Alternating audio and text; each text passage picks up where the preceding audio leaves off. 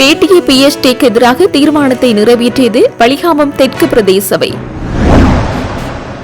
கோட்டாபயவின் ஆலோசனையில் சக்ரானுக்கு குண்டுகள் வழங்கப்பட்டன. பல திடுக்கிடும் தகவல்கள்.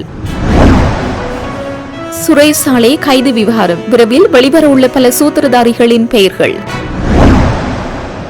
ஒத்திவைக்கப்பட்டது தையிட்டிய வழக்கு. கச்சதீவு புனித அந்தோனியார் ஆலய உயர் திருவிழா குறித்து வெளியான தகவல். மின்கட்டண அதிகரிப்பு மக்களின் கருத்துக்களை கோருகிறது இலங்கை பொது பயன்பாடுகள் ஆணைக்குழு. 293 குடும்பங்களின் பூர்வீக காணிகளை 2024 வர்த்தமானி மூலம் சுவீகரித்த வன இலாகா.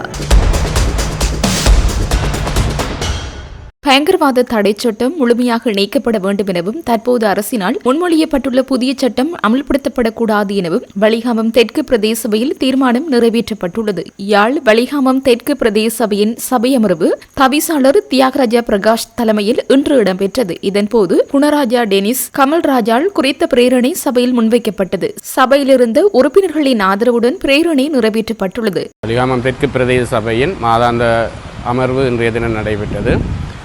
இன்றைய தினம் முக்கியமாக பயங்கரவாத தடை சட்டம், அதற்கு மாற்றீடாக வரப்போகின்ற சட்டம் இரண்டையுமே இல்லாதொழிக்க வேண்டும் என்ற பிரேரணை கௌரவ உறுப்பினர் கமல்ராஜ் அவர்களால் கொண்டு வரப்பட்டு நிறைவேற்றப்பட்டிருக்கிறது. அதற்கு அடுத்ததாக கிவிலோயா குடியேற்ற திட்டம், எங்களுடைய இனப்பெரம்பலை மாற்றியமைக்கின்ற திட்டம், அதை நிறுத்த வேண்டும் என்ற பிரேரணை எங்களுடைய உபதவிசாளர் அவர்களால் கொண்டு வரப்பட்டு முன்மொழியப்பட்டு நிறைவேற்றப்பட்டிருக்கிறது. அதற்கு மேலதிகமாக தற்பொழுது இந்த அரசாங்கம் நடைமுறைப்படுத்தி கொண்டிருக்கின்ற பிரஜாசக்தி அந்த திட்டம், அதற்கு எதிரான பிரேரணை நிறைவேற்றப்பட்டிருக்கிறது. காலத்துக்கு காலம் ஆட்சியில் அமர்கின்ற அரசாங்கங்கள் தங்களுடைய அரசியல் இருப்பை தக்க வைப்பதற்காக இப்படியான திட்டங்களை கடந்த காலங்களிலும் கொண்டு வந்திருக்கிறது. திவிநேகுமா, கமநேகுமா, புறநேகுமா மற்றும் LGWP, எல்சி என்ட்ரி போன்ற வேலை திட்டங்கள், ப்ரொஜெக்ட், இதுக்கு எதிராக எங்களுடைய மக்கள் மிக தெளிவாக அந்த திட்டங்களை அபிவிருத்தி திட்டங்களாக கருதி கொண்டு அரசியல் இருப்பை தமிழ் கட்சிகளுக்கு தொடர்ச்சியாக வழங்கி வாக்களித்து வந்திருக்கிறார்கள். அந்த அடிப்படையில் நாங்கள் இந்த பிரஜாசக்தி போன்ற திட்டங்களை நாங்கள் பெரிதாக அலட்டிக்கொள்ள தேவையில்லை. எங்களுடைய பிரதேசத்தில் 18 வட்டாரங்களையும் தமிழ் கட்சிகள் கைப்பற்றி இருக்கிறது. சிங்கள கட்சிகள் எவையுமே எங்களுடைய பிரதேசத்தின் வட்டாரங்களை கைப்பற்றவில்லை. விகிதாசார அடிப்படையில் இந்த தேர்தல் முறைமையில் இருக்கின்ற குறைபாடுகளால் விகிதாசார அடிப்படையில் உறுப்பினர்கள் நியமிக்கப்பட்டிருக்கிறார்கள். எங்களுடைய மக்களுடன் தெரிவு செய்யப்பட்ட உறுப்பினர்கள் அந்யோன்யமாக ஒத்துமையாக எங்களுடைய அபிவிருத்தி திட்டங்களை முன்கொண்டு சென்றால் இந்த பிரஜாசக்தி போன்ற இந்த சில்லறைத்தனமான விஷயங்களுக்கு நாங்கள் அவை சம்பந்தமாக பெரிதும் அலட்டிக்கொள்ள தேவையில்லை என்பது என்னுடைய கருத்து. கோட்டாபய ராஜபக்சவை ஆட்சிக்கு கொண்டுவர திட்டமிட்டு உருவாக்கப்பட்ட சதித்திட்டம் ஒன்று இருந்ததாக இன்று வரை ஒரு சந்தேகம் இருக்கிறது. அந்த சதித்திட்டத்தின் அடிப்படையில் அக்காலத்தில் உருவாக்கப்பட்ட இன மத மோதல்களின் பின்னணியில் கோட்டாபயவுக்கு நெருக்கமாக இருந்த மூவர் அதன் கள செயற்பாடுகளை முன்னெடுத்ததாக குற்றச்சாட்டுகள் முன்வைக்கப்பட்டன. அவர்களில் ஒருவராக அக்கால ராணுவ புலனாய்வு பிரிவில் பணியாற்றிய கபில கெந்த விதாரண மற்றும் ஒருவர் கோட்டாபயவின் நெருங்கிய சகா சுரேஷ் சாலே. இவர்களின் கருத்தியல் வழிகாட்டியாக தன்னை தீவிரவாதம் தொடர்பான நிபுணர் என அறிமுகப்படுத்திக் கொள்ளும் கனடாவுக்கு செல்ல தடை செய்யப்பட்ட ரோஹன் குணரத்னவும் இந்த திட்டத்தில் இருக்கின்றார். ஈஸ்டர் ஞாயிறு குண்டு தாக்குதல் விசாரணையில் சாலே சாட்சி கூண்டில் அல்லாது குற்றவாளி கூண்டில் இருக்க வேண்டும் என பல தரப்புகள் வலியுறுத்தி வந்துள்ளன. சாலே தொடர்பான முக்கிய சாட்சிகள் தற்கொலை தாக்குல்தாரி சக்ரானின் மனைவியின் வாக்குமூலங்களில் வெளிப்படையாக தெரிவிக்கப்படுகிறது. அபுஹிந்த என்ற பெயரில் சக்ரானுடன் தொடர்பில் இருந்த நபர் சுரேஷ் சாலே என ஜனாதிபதி ஆணைக்குழு மற்றும் விசாரணைகளில் சந்தேகிக்கப்படுவதாகவும் கூறப்படுகிறது. சக்ரான் உள்ளிட்ட கும்பலுக்கு 2010 பாதுகாப்பு அமைச்சின் ரகசிய கணக்குகள் மூலம் நிதியுதவி மற்றும் ஆயுதங்கள் மற்றும் வெடிபொருட்கள் வழங்கப்பட்டுள்ளன. சக்ரான் உள்ளிட்ட கும்பலுக்கு 2019 பாதுகாப்பு அமைச்சின் ரகசிய கணக்குகள் மூலம் நிதியுதவி மற்றும் ஆயுதங்கள் மற்றும் வெடிபொருட்கள் வழங்கப்பட்டன. தற்கொலை தாக்குதலுக்கான வெடிபொருட்கள், இலக்கு இடங்கள் மற்றும் திகதிகள் ஆகியன கோட்டாபய ராஜபக்சவுக்கு அறிந்தே அனுப்பப்பட்டுள்ளன. சாலை மற்றும் ரோஹான் குணரத்ன கும்பல் சிறிசேனவின் நம்பிக்கைக்குரியவரான நிலந்த ஜெயவர்த்தனவை பயன்படுத்தினர். நிலந்த மூலம் அவர்கள் சிறிசேனவுக்கு ஒரு வாக்குறுதியை அளித்தனர். அதாவது தாக்குதல் வெற்றி பெற உதவி செய்தால் அதை தொடர்ந்து ஏற்படும் குழப்பமான அரசியல் சூழ்நிலையில் கோட்டாபய அரசாங்கத்தில் நிரந்தர பிரதமராக சிறிசேன நியமிக்கப்படுவார். சாலை கொடுத்த கயிற்றை விழுங்கிய சிறிசேன ஈஸ்டர் தாக்குதலுக்கு முன்பு தந்திரமாக இந்தியாவிற்கும் பின்னர் சிங்கப்பூருக்கும் சென்றார்.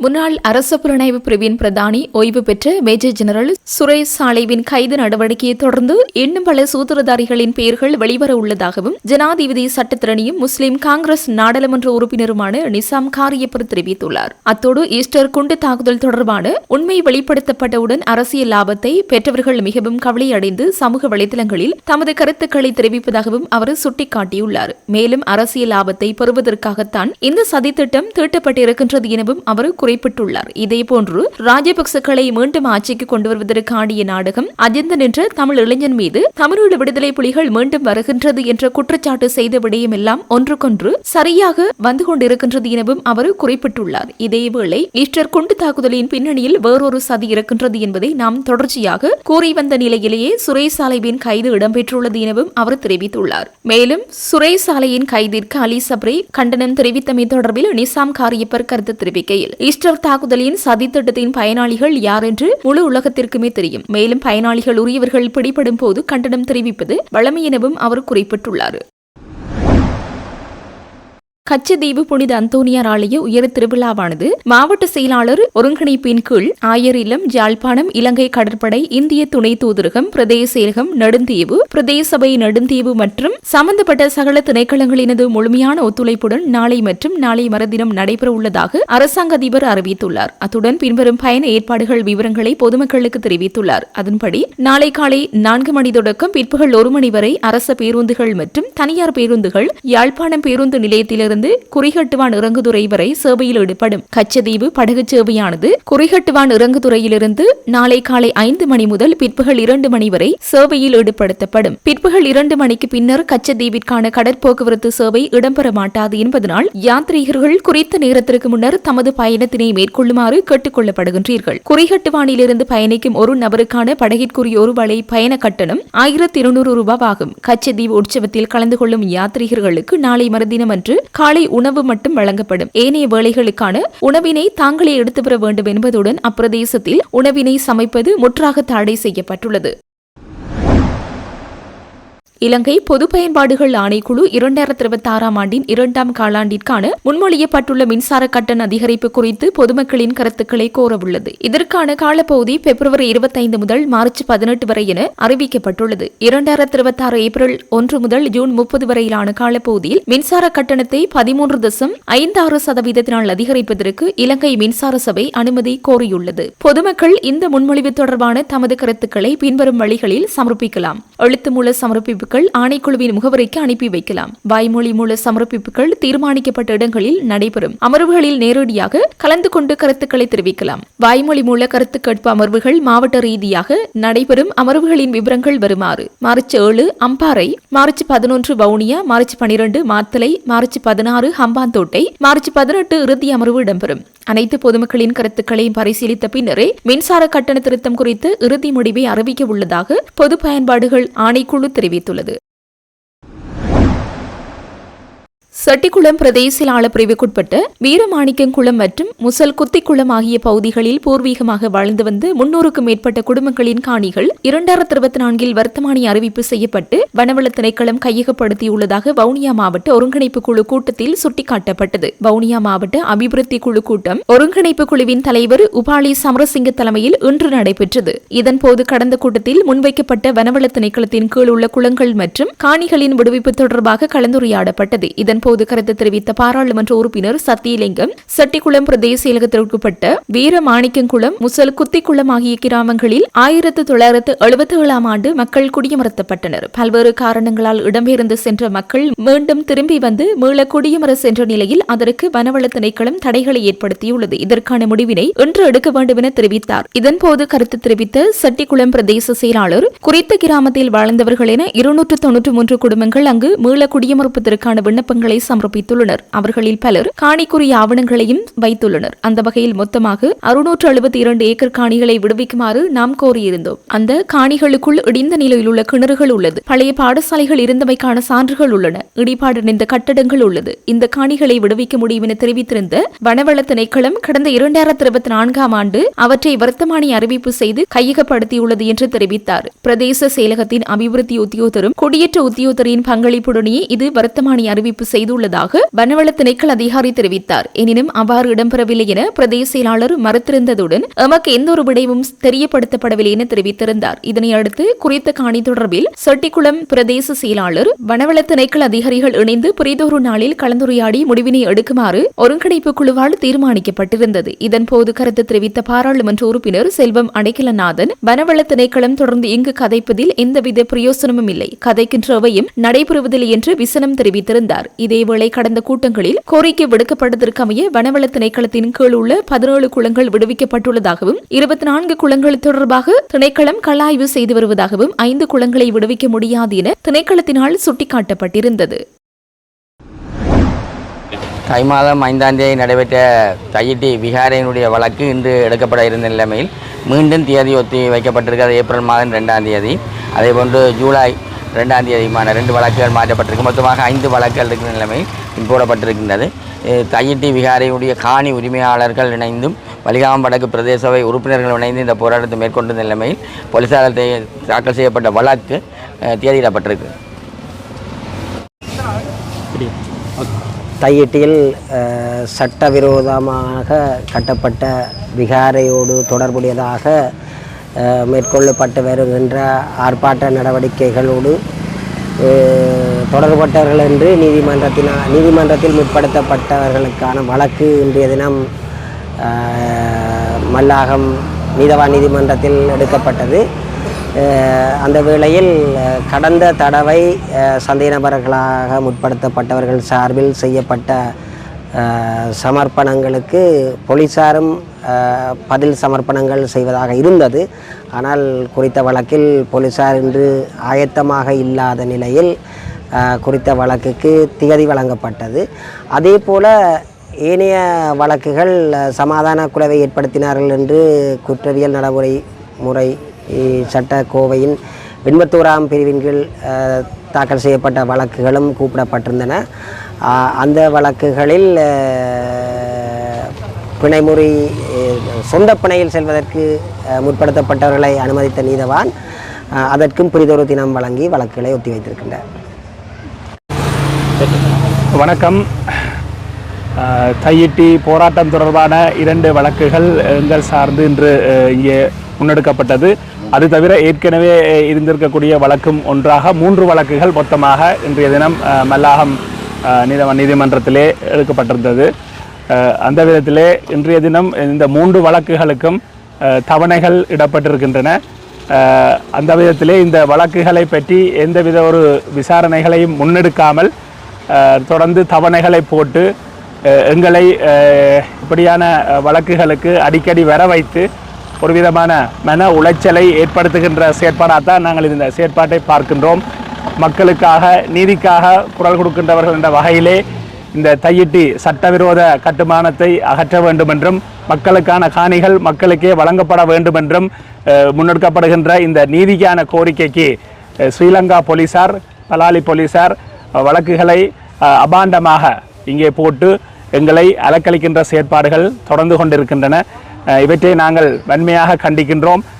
எவ்வளவு வழக்குகள் போட்டாலும் எவ்வளவு கைதுகள் நடந்தாலும் எமது இனத்தினுடைய விடுதலைக்கான எங்களுடைய போராட்டம் தொடரும் என்பதை தெரிவித்துக் கொள்கின்றோம். நன்றி. இன்றைய தினம் மல்லாகம் நீதிமன்றத்திலே தையிட்டியிலே போராட்டம் நடத்தியமை தொடர்பாக பலாலி போலீசாரினால் தாக்கல் செய்யப்பட்ட வழக்குகள் விசாரணைக்காக அழைக்கப்பட்டிருந்தது. 3 வழக்குகள் இன்று அழைக்கப்பட்டிருந்தது. அந்த 3 வழக்குகளில் ஒன்று ஏப்ரல் மாதம் 2ஆம் தேதிக்கு திகதியிடப்பட்டிருக்கின்றது. ஏனைய 2 வழக்குகளும் ஜூலை மாதம் 2ஆம் தேதிக்கு தவணையிடப்பட்டிருக்கின்றது. இந்த தையிட்டியிலே தனியாருடைய காணிகளை சட்டவிரோதமாக ஸ்ரீலங்கா ஆயுதப்படைகள் ஆக்கிரமித்து அங்கே ஒரு சட்டவிரோதமான ஒரு விகாரை ஒன்றை ஸ்ரீலங்கா இராணுவத்தினர் அமைத்து அங்கே ஒரு பிக்குவை சட்டவிரோதமாக தங்க வைத்து அதிலே அவர்கள் ஆதிக்கம் செலுத்தி கொண்டிருக்கின்றார்கள். இந்த நிலையிலே அந்த காணிகள் தனியாருக்கு சொந்தமான உறுதி காணிகள். இந்த காணிகள் விடுவிக்கப்பட்டு அந்த மக்களிடம் ஒப்படைக்கப்பட வேண்டும் என்பது காணி உரிமையாளர்களுடையதும் அந்த மக்களுக்கு ஆதரவாக செயல்படுகின்ற சிவில் அமைப்புகள், மதத் தலைவர்கள் மற்றும் அரசியல் கட்சிகளுடைய நிலைப்பாடாக இருக்கின்றது. அவ்வாறு ஒரு கோரிக்கையை முன்வைத்து ஜனநாயக ரீதியாக போராடுகின்ற பொழுது அந்த சட்டவிரோதமான விகாரையில் தங்கி இருக்கக்கூடிய அந்த பிக்குவுக்கு முற்று முழுதாக அந்த சட்டவிரோதமான செயற்பாடுகளுக்கு துணை போவதாக அனுரகுமார திசாநாயக்கவினுடைய அரசாங்கமும் அவருக்கு கீழ் இருக்கக்கூடிய காவல்துறையும் செயல்பட்டு கொண்டிருக்கின்றார்கள். இந்த போராட்டக்காரர்களை அச்சுறுத்தி இந்த போராட்ட செயல்பாடுகளை கைவிடச் செய்வதற்காக காணி உரிமையாளர்களை அச்சுறுத்தி இந்த காணிகளை அவர்கள் உரிமை கோருவதை கைவிடச் செய்வதற்காக பொய் வழக்குகள் போடுகின்ற செயல்பாடுகள் தொடர்ச்சியாக நடைபெற்று கொண்டிருக்கின்றது. அந்த வகையிலே தான் இந்த பலாலி போலீசாரினால் ஏற்கனவே நயனஜித் என்கின்ற ஒரு மிக மோசமான ஒரு இனவாதி அங்கே பொறுப்பதிகாரியாக இருந்து பொய் வழக்குகளை போட்டு பல்வேறுபட்ட அலைச்சல்களையும் நெருக்கடிகளையும் கொடுத்து கொண்டிருந்தார். அவர் இப்பொழுது இடமாற்றம் பெற்று சென்றிருக்கிற நிலையிலே இப்பொழுது புதிதாக ஒரு பொறுப்பதிகாரி வந்திருந்து அவரும் தங்களுடைய பதவிகளை தக்க வைத்துக் கொள்வதற்காக இனக்குரோதங்களை ஏற்படுத்துகின்ற விதமாக ஒரு நியாயமான போராட்டத்திற்கு பொய் குற்றச்சாட்டுகளை சுமத்தி வழக்குகளை போட்டு போராட்டக்காரர்கள் மீது நெருக்கடிகளை ஏற்படுத்தி இந்த போராட்டத்தை கைவிடச் செய்கின்ற நோக்கத்தோடு ஒரு வழக்குகளை பதிவு செய்திருக்கிறார்கள். அந்த வழக்குகளுக்காகத்தான் நாங்கள் இப்பொழுது நீதிமன்ற படியேறி இறங்க வேண்டியதாக இருக்கிறது. இங்கே மத குருக்களாக இருக்கலாம் அல்லது ஏனைய சிவில் சமூக தலைவர்களாக இருக்கலாம், அரசியல் பிரமுகர்களாக இருக்கலாம், எந்த தவறும் செய்யாமல் ஒரு நியாயமாக தட்டி கேட்கின்ற பொழுது பொய் வழக்குகள் போட்டு கைது செய்யப்படுகின்றோம். ஆனால் அங்கே அந்த சட்டவிரோத விகாரைக்குள் ஒரு விகாராதிபதி தங்கியிருக்கின்றார். ஒரு ஒரு ஒரு சட்டவிரோத செயல்பாட்டில் இருக்கிறவருக்கு யாழ்ப்பாணத்தில் இருக்கக்கூடிய பல போலீஸ் நிலையங்களைச் சேர்ந்த போலீஸ் அதிகாரிகள், போலீசார் நூற்றுக்கணக்கான போலீசார் தொடர்ச்சியான பாதுகாப்பை வழங்கி கொண்டிருக்கின்றார்கள். இது இவர்களுடைய இந்த மனநிலையும் இந்த போக்கும் தான் இன்றும் இந்த இனப்பிரச்சினை தீராமல் இருப்பதற்கு காரணம். அனுரகுமார திசாநாயக்கா பதவிக்கு வருகின்ற பொழுது அவரும் அவருடைய எடுபிடிகளும் சொன்னார்கள் நாங்கள் இனவாதத்துக்கு இடமளிக்க மாட்டோம், மதவாதத்துக்கு இடமளிக்க மாட்டோம், மக்களுடைய காணிகள் மக்களிடையே ஒப்படைப்போம் என்று எல்லாம் சொல்லியிருந்தார்கள். ஆனால் அதே ராஜபக்ச, கோட்டாபய ராஜபக்ச, ரணில் விக்ரமசிங்க போன்றவர்கள் கடந்த காலத்தில் செய்த அதே இனவாத செயல்பாட்டை தான் அனுரகுமார திசாநாயக்காவும் தொடர்ந்து முன்னெடுத்து கொண்டு செல்கிறார். எந்த நெருக்கடிகள் வந்தாலும் இந்த காணிகளை விடுவிப்பதற்கும் எங்களுடைய மக்களுடைய காணிகள் அந்த மக்களிடம் சேர்ப்பிப்பதற்குமான இந்த போராட்டங்கள் தொடர்ந்து நடைபெறும். இது ஒரு இனத்தினுடைய இருப்புக்கான ஒரு போராட்டம். தமிழர் தேசத்திலே தமிழர்கள் பாதுகாப்பாக கௌரவமாக அனைத்து உரிமைகளோடும் வாழ வேண்டுமாக இருந்தால் இந்த ஆக்கிரமிப்புகள் நிறுத்தப்பட வேண்டும். இந்த ஸ்ரீலங்கா போலீசார் தமிழ் தேசத்துக்கு எதிரானவர்கள், தமிழர்களுக்கு எதிரானவர்கள் என்பதுதான் அவர்களுடைய இந்த செயற்பாடுகள் ஊடாக வெளிப்பட்டு நிற்கின்றது. எங்களுடைய உரிமைகள் உறுதிப்படுத்தப்படும் வரை எங்களுடைய இந்த போராட்டம் தொடரும். தினம் எங்களுடைய தையிட்டி சட்டவிரோத போராட்டத்தில் பங்கு பெற்றியமைக்காகவும் அதிலே நீதிக்காக நாம் செயற்பட்டமைக்காகவும் இன்றைய தினமும் எங்களுடைய வழக்கு தவணை எடுத்துக்கொள்ளப்பட்டது. இந்த வழக்கு தவணை எதிர்வரும் ஏப்ரல் மாதம் 2ஆம் தேதிக்கு ஒரு வழக்கும் மற்றும் ஒரு வழக்காக ஜூலை மாதம் 2ஆம் தேதியும் மேலும் ஒரு வழக்கு பின்னருமாக ஒத்திவைக்கப்பட்டிருக்கின்றது. அடிப்படையிலே தமிழ் மக்களுடைய நீதிக்காகவும் நியாயத்திற்காகவும் எவரும் போராடக்கூடாது. அதற்கு எதிராக நாங்கள் சகித்து அரசினுடைய அராஜகங்களுக்கு எதிராகவும் தமிழினம் நோக்கிய அடக்குமுறைகளுக்கு எதிராகவும் இனப்படுகொலை சார்ந்த விடயங்களுக்கு எதிராகவும் போராடக்கூடியவர்கள் பயந்து வாழ வேண்டும், மக்கள் வீதிக்கு இறங்கக்கூடாது என்ற அடிப்படையில் தான் எங்கள் மீதான இவ்வாறான வழக்குகளை போலீசார் தொடுத்து வருகின்றார்கள். அதன் அடிப்படையிலே இந்த வழக்குக்கு நாங்கள் கௌரவ நீதிமன்றத்தினுடைய அழைப்பை மதிப்பளித்து நாங்கள் முன்னிலையாகி வருகின்றோம். இதே நேரத்திலே தற்போதைய நிலைமையிலே இலங்கையிலே பயங்கரவாத தடை சட்டம் தொடர்பாக அபிப்பிராயங்கள் பெறப்பட்டு வருகின்றது. இந்த பயங்கரவாத தடை சட்டம் இங்கே அதாவது புதிய அரசை பாதுகாக்கின்ற பயங்கரவாத தடை சட்டம், ஏற்கனவே இருக்கின்ற பயங்கரவாத தடை சட்டத்திலிருந்து புதியதொரு பயங்கரவாத தடை சட்டம், அரசை பாதுகாக்கின்ற இந்த சட்டத்தை இவர்கள் நடைமுறைப்படுத்துவார்களாக அல்லது கொண்டு வருவார்களாக இருந்தால் அதிலும் நாங்கள் இவ்வாறாகத்தான் போராட முடியாதவர்களாக, எங்களுடைய ஜனநாயக உரிமைகளுக்காக குரல் கொடுக்க முடியாதவர்களாக, அச்சுறுத்தப்படுபவர்களாக, பாரதூரமான மனித உரிமை மீறல்களை எதிர்கொள்ளக்கூடிய வேண்டியவர் ஒரு இனமாக மாற்றப்படுவோம். அந்த அடிப்படையிலே தொடர்ச்சியாக 1978ஆம் ஆண்டிலிருந்து தொடர்ச்சியாக பயங்கரவாத தடை சட்டம் நடைமுறைப்படுத்தப்பட்டு வந்திருக்கின்றது. அது முழுமையாக தமிழ் மக்களையும் அதே நேரத்தில் ஏனைய இனங்களில் இருக்கக்கூடிய முற்போக்காளர்களையும் அடக்குவதற்கான சட்டங்களாக அரசாங்கத்தினுடைய அதிகாரங்களை நிலைநாட்டுவதற்கான சட்டமாகத்தான் இருந்திருக்கின்றது. அவ்வாறான விடயங்கள் முழுமையாக எந்த பயங்கரவாத தடுப்பு சட்டமும் எங்களுக்கு தேவையில்லை. சாதாரண சட்டங்களின் வாயிலாக நாங்கள் கையாளப்பட வேண்டும் என்று கோரிக்கை விடுக்கின்றோம். போலீசாருக்கும் இராணுவத்தினருக்கும் அதிக அதிகாரங்கள் கையளிக்கப்படுகையிலே இங்கே நீதிக்கான எந்த போராட்டமும் இடம்பெற முடியாத அளவு, ஜனநாயக ரீதியான எந்த போராட்டமும் இடம்பெற முடியாத அளவு ஒரு துர்ப்பாக்கிய சூழ்நிலை ஏற்படுத்தப்படும். இங்கே இருக்கின்ற தையிட்டி போலீசாரோ இல்லை காங்கிரஸ் துறை போலீசாரோ எந்த போலீஸ் நிலையத்தை எடுத்தாலும் அவர்கள் தமிழ் மக்களுக்கு எதிரான போராட்டங்களை ஒடுக்குவதிலே, அரசின் கொள்கையை நடைமுறைப்படுத்துவதிலே தீவிரமாக செயற்பட்டு வருகின்றார்கள். ஆகவே அரசு தன்னை பாதுகாப்பதற்காக, தமிழ் மக்களுடைய உரிமைகளை ஒடுக்குவதற்காக கொண்டு வருகின்ற இந்த சட்டங்களை எதிர்க்கின்றோம். தொடர்ச்சியாக இவ்வாறான வழக்குகளை போலீசார் இவ்வாறான சட்டங்களின் வாயிலாகவும் எங்களுக்கு எதிராக தாக்கல் செய்வார்கள். இதற்கு ஒரு சர்வதேச நீதி வேண்டும் என்று நாங்கள் கேட்டுக்கொள்கின்றோம். நன்றி.